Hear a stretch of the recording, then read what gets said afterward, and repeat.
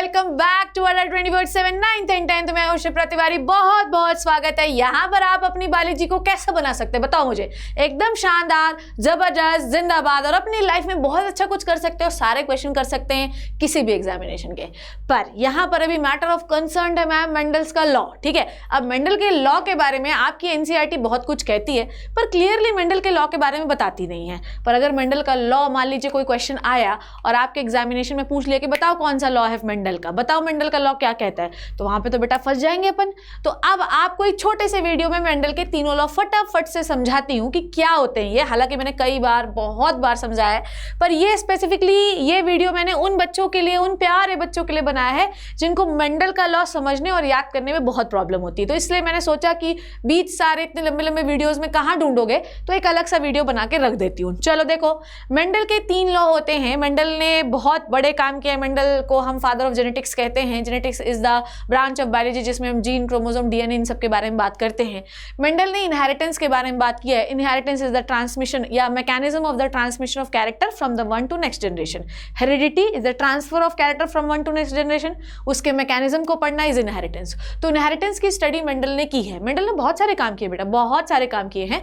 पर मेंडल ने अपने इनहेरिटेंस की स्टडी में रूल्स को डिस्कवर किया और मेंडल ने 3 लॉ ऑफ इनहेरिटेंस दिए। इनहेरिटेंस समझ में आया? मैकेनिज्म जो होता है जीन्स का एक जनरेशन से दूसरे जनरेशन में जाने का, इसे ही हम लल्ला, मेरे प्यारे बच्चों, मेरे नन्हो मुन्नो तारो, ठीक है, सितारो, उन्होंने उनके आधार पर 3 लॉज दिए हैं। तो पहला लॉ कौन सा है बेटा? पहला लॉ है लॉ ऑफ डोमिनेंस। ठीक है, लॉ ऑफ डोमिनेंस क्या कहता है ये ध्यान से समझो। इस लॉ के अकॉर्डिंग, ठीक है, लॉ ऑफ डोमिनेंस क्या होता है? हम किसी क्लास में बैठे हैं, शिप्रा मैम आ गई तो हम कुछ नहीं बोलेंगे क्योंकि शिप्रा मैम भरता बना सकती है। तो this is the law of dominance. Law of dominance के अकॉर्डिंग, ठीक है, लॉ ऑफ डोमिनेंस के अकॉर्डिंग अगर कोई जीन जिसके पास अच्छे वाले जीन्स हैं, बढ़िया वाले जीन्स हैं, वो हमेशा अपने आप को एक्सप्रेस करते हैं। और जिन जीन्स के पास कोई म्यूटेशन हो गया हो और उनका जीन गड़बड़ हो गया हो, ऐसा जीन किसी भी प्रकार का कोई प्रोटीन नहीं बना सकता और वो हमेशा कैसा रहेगा बेटा? और वो हमेशा रहेगा आपका रेसेसिव। तो लॉ ऑफ डोमिनेंस हमको ये कहता है कि आपको किसी भी, हमेशा आपको पता है कि जीन्स कैसे रहते हैं? पेयर में होते कि नहीं होते? जीन्स हमेशा कैसे रहते हैं? पेयर में होते हैं। एक मम्मी से आता है, एक पापा से आता है। तो ये एक प्लांट है, listen to me, law of dominance समझा रही हूँ। ये एक प्लांट है, दूसरा प्लांट है। इस प्लांट को मैंने मेल माना, इस प्लांट को मैंने फीमेल माना। अब अगर मैंने इस प्लांट को मेल माना तो मैं इससे सिर्फ एक ही जीन ले सकती हूँ, विच इज द कैपिटल टी। ये क्या है? कैपिटल टी ही ले सकती हूँ। एक मेल का लूंगी, एक फीमेल का लूंगी। मेल से जो जीन आ रहा है ये है एकदम नंबर 1 का बढ़िया, ठीक है, ये बढ़िया है। पर फीमेल से जो हाइट का जीन आ रहा है ये है गड़बड़ हुई, गड़बड़ गड़बड़। ये जो गड़बड़ जीन है ये क्यों हुआ है? क्योंकि इस जीन में हो गया है लल्ला म्यूटेशन। म्यूटेशन होने की वजह से ये वाला जो जीन है ये प्रॉपर काम नहीं कर पाता। पर कोई दिक्कत नहीं, जब दोनों के बीच में हुआ फर्टिलाइजेशन, क्या हुआ लल्ला? फर्टिलाइजेशन हुआ। तो ये दोनों जब साथ आए तो इसने बोला कोई बात नहीं, यहाँ इसने बोला कोई बात नहीं, तू है गड़बड़ तो कोई दिक्कत नहीं है, मैं तेरा भी काम कर लूंगा और मैं 100% हाइट का प्रोटीन बनाकर पौधे को टॉल बना लूंगा। तो इसका मतलब ये कि कैपिटल टी जहां पर भी पाया जाएगा वो डोमिनेंस को शो करेगा। इसीलिए हम ऐसे लेटर्स को जो कि डोमिनेंस ही शो करते हैं उन्हें हम कैपिटल लेटर से शो करते हैं। और जिन जीन में हो जाती है गड़बड़ी उनको स्मॉल लेटर से शो करते हैं और उन्हें हम रेसेसिव जीन कहते हैं। रेसेसिव जीन कभी भी अपने आप को एक्सप्रेस नहीं करते। तो मैम स्मॉल टी क्या होता है बेटा? स्मॉल टी कोई एक्सप्रेशन नहीं है। स्मॉल टी का मतलब ये है कि भैया मैं भी काम नहीं करूंगा क्योंकि गड़बड़ हूं और तू भी मत काम कर क्योंकि तू भी गड़बड़ है, हम दोनों हाइट का प्रोटीन बना ही नहीं रहे। तो आपका पौधा हो जाएगा बेटा बौना। कैसा हो जाएगा? बौना।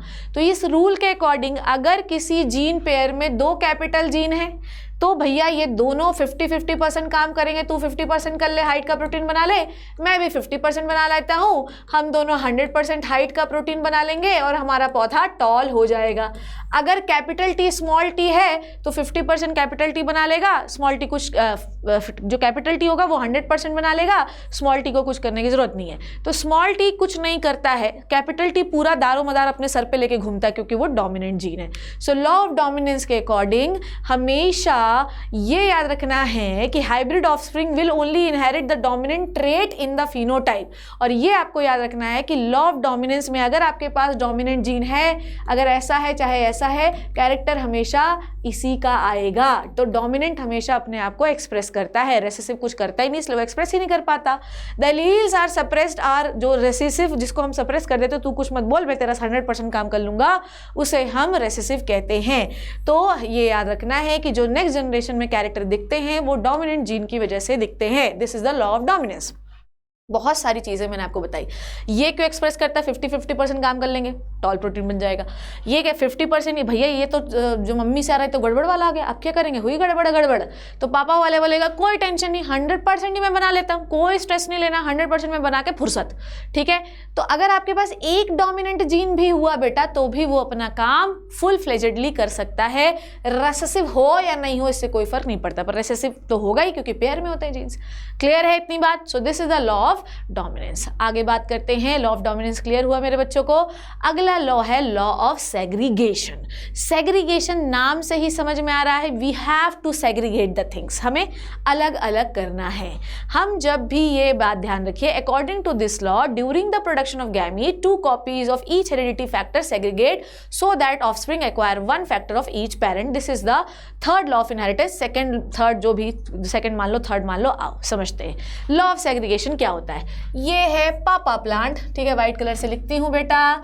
ये है मेल प्लांट, ये है मेल पी प्लांट। देखो ऐसे ही आपको लॉ एक्सप्लेन करना पड़ेगा, समझना पड़ेगा। लॉ ऑफ सेग्रीगेशन हम लोग समझ रहे हैं बेटा, law of segregation. Okay, law of segregation हम लोग समझ रहे हैं। ये है male plant, male pea plant है, और ये है बेटा जी फीमेल पी प्लांट। ठीक है, फीमेल को स्मॉल टी मान लेते हैं। ठीक है, ये है फीमेल पी प्लांट। क्लियर है? अब इन दोनों के बीच में क्रॉस कराया गया, फर्टिलाइजेशन कराया गया। जब भी हम क्रॉस करते हैं हमेशा ये याद रखना, जैसे कि XY मेल है, XX फीमेल है, तो आप सिर्फ एक ही मतलब पूरा पेयर नहीं ले सकते, आपको एक ही लेना पड़ेगा। तो पहले पेयर को क्या करना पड़ेगा, सेग्रीगेट करना पड़ेगा।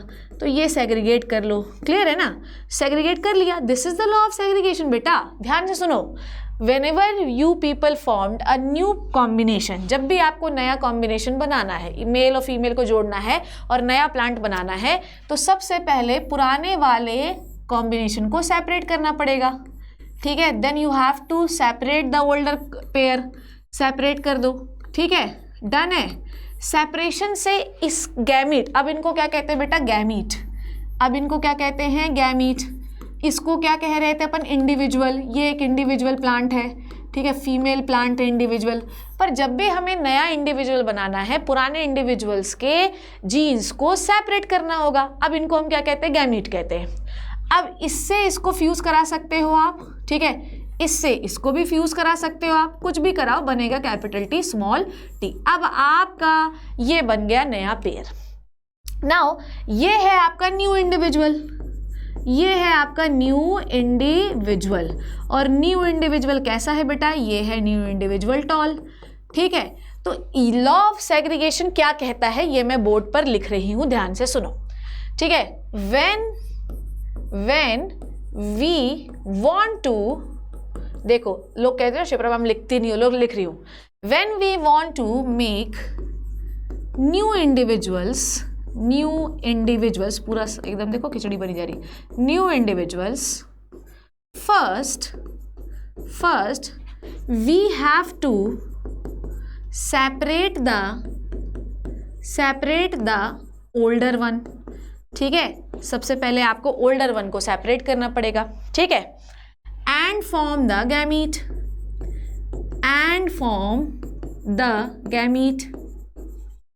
ठीक, गैमीट। ठीक, during the separation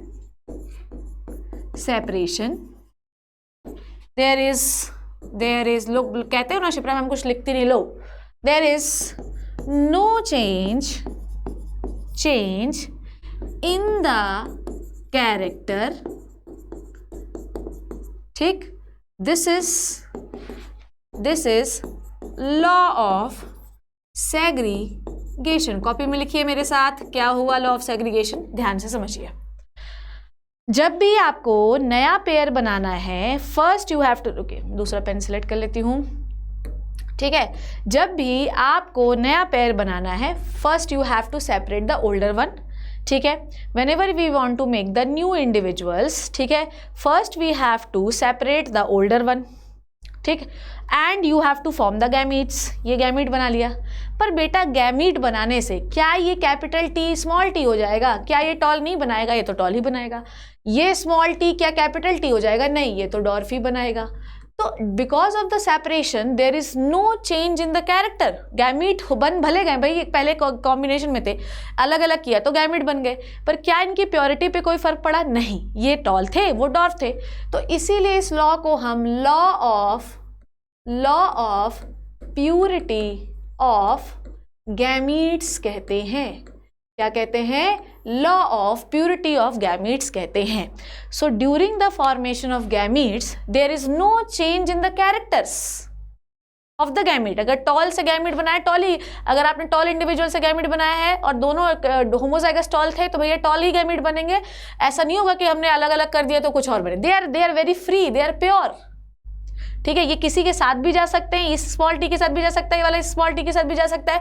they are free and they are pure. So whenever you people want to make a new individual, first you have to separate the older individual, ठीक है। Because of the separation there is no change in the character of gamete, they will be pure and this is called as law of segregation। Clear है? इतनी सी बात है।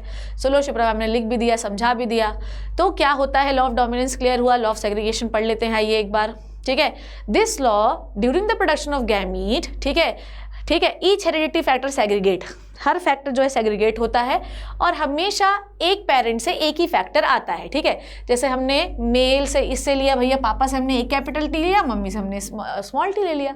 तो आपको ये याद रखना है कि पेरेंट से एक ही फैक्टर आएगा और जो है फीमेल से एक ही फैक्टर आएगा। फैक्टर मतलब जीन्स, ठीक है। तो जब भी आपको नया जीनिक कॉम्बिनेशन बनाना है, पुराने जीन कॉम्बिनेशन को अलग करना है, सेपरेशन से कोई फर्क नहीं पड़ेगा जीन को, जो पहले शो कर रहे थे वो अभी भी शो करेंगे। और आप जो है एक पेरेंट से एक ही जीन का पेयर ले सकते हैं, मतलब एक ही जीन ले सकते हो, एक इससे, ठीक है। And this is called as law of segregation. First you have to segregate, then you have to make the new combination, ठीक। नेक्स्ट हम बात करते हैं थर्ड लॉ की, which is the law of independent assortment. क्या कहता है ये लॉ ऑफ इंडिपेंडेंट असॉर्टमेंट? मैं डाई हाइब्रिड क्रॉस से नहीं बताती हूँ, मैं मोनो हाइब्रिड क्रॉस से ही बता के कहानी खत्म करती हूँ। देखो कौन सा बताऊँ, देखो मान लो ये है आपका रेड फ्लावर, ठीक है। ये मैं फ्लावर का एग्जाम्पल लेती हूँ। मान लो ये है आपका रेड फ्लावर, ठीक है ना बेटा, ओके। मान लो ये है आपका वाइट फ्लावर, ठीक है। आप 4 o'clock की नहीं बात कर रहे, एक्सेप्शन की नहीं बात कर रहे, क्लियर। लॉ ऑफ सेग्रीगेशन क्या कहता है कि मान लो ये रेड फ्लावर क्या है? मेल, ठीक है। मान लो ये रेड फ्लावर क्या है? मेल, और ये वाइट फ्लावर क्या है बेटा जी? Female, clear. तो क्या बोल रहा है आपको मैंने? पहले आपको सेपरेट करना पड़ेगा, ये गैमीट सेपरेट कर लो, क्लियर। ये गैमीट सेपरेट कर लो, गैमीट सेपरेट हो गए। अब देखो ये है लॉ ऑफ सेग्रीगेशन। यहीं पर दोनों रूल मतलब तीनों रूल इसी पे एप्लीकेबल। तुमको करके दिखाओ क्या? देखो देखो देखो देखो, बायोलॉजी इज अ वेरी आसान thing. Why you people think law of segregation, law, ऐसा मुंडा नहीं पढ़ना है, ठीक है। अब आपने क्या किया, बोलो आपने क्या किया? आपने गैमीट्स फॉर्मेशन कराए, ठीक है। ये क्या कर लिया आपने? Gamete formation. और इसी को हम क्या कहते हैं बेटा? इसी को हम कहते हैं law of segregation. This is called as law of segregation, clear, ठीक। यहाँ पर कोई फर्क पड़ेगा भैया? कैपिटल आर है तो कैपिटल आर ही रहेगा, स्मॉल आर रहेगा, क्लियर। अब बेटा देखो, ये वाला आर इससे भी जुड़ सकता है तो क्या बनेगा? Capital R small R. ये वाला कैपिटल आर इस आर से भी जुड़ सकता है तो क्या बन सकता है? Capital R small R. ये वाला आर इससे भी जुड़ सकता है तो क्या बनेगा? Capital R small R. ये वाला इससे भी जुड़ सकता है तो बनेगा capital R small R, clear. तो 100% जो है वो कैसे बन रहे हैं? ये बन रहे हैं रेड, लॉ ऑफ डोमिनेंस, ठीक है। 100% कैसे बन रहे हैं? 100% रेड फ्लावर बन रहे हैं, क्योंकि हर किसी के पास एटलीस्ट क्या है, ठीक है, ईच वन, देखो इस तरीके से प्रेजेंटेशन होता है एग्जाम में, ईच वन हैव एटलीस्ट बेटा 1 डोमिनेंट जीन, ठीक है। तो हमेशा अगर 1 डोमिनेंट जीन है तो यहाँ पे कौन सा रूल फुलफिल हुआ? Law of dominance. तो मैम 2 तो क्लियर हो गए, पर अभी तो हमारा concern law of independent assortment है ना। आइए वो भी क्लियर करते हैं। नाउ जब आपने मेल फ्लावर के जीन्स सेपरेट किए और फीमेल फ्लावर के जीन सेपरेट किए तो मेल से हमें 2 जीन मिले। अब ये वाला मेल जीन इस वाले फीमेल जीन के साथ भी पेयर बना सकता है और इस वाले के साथ भी बना सकता है। ये वाला मेल जीन इस वाले के साथ भी पेयर बना सकता है, इस वाले के साथ पेयर बना सकता है। क्लियर? तो हम यहाँ पे बता सकते हैं कि जीन्स आर फ्री, जीन्स और फैक्टर आर फ्री। ठीक है, ये फ्री होते हैं, समझ में आई बात? And they can independently go to anywhere, किसी के पास भी जा सकते हैं, तुम्हारे पास भी आ सकता है, तुम्हारे पास भी आ सकता है। Clear? So they are free, so they are free to go and, आज कितना शिप्राम कितना सारा लिख रही है, to go and pair with any other gene of opposite partner. समझ में आई बात?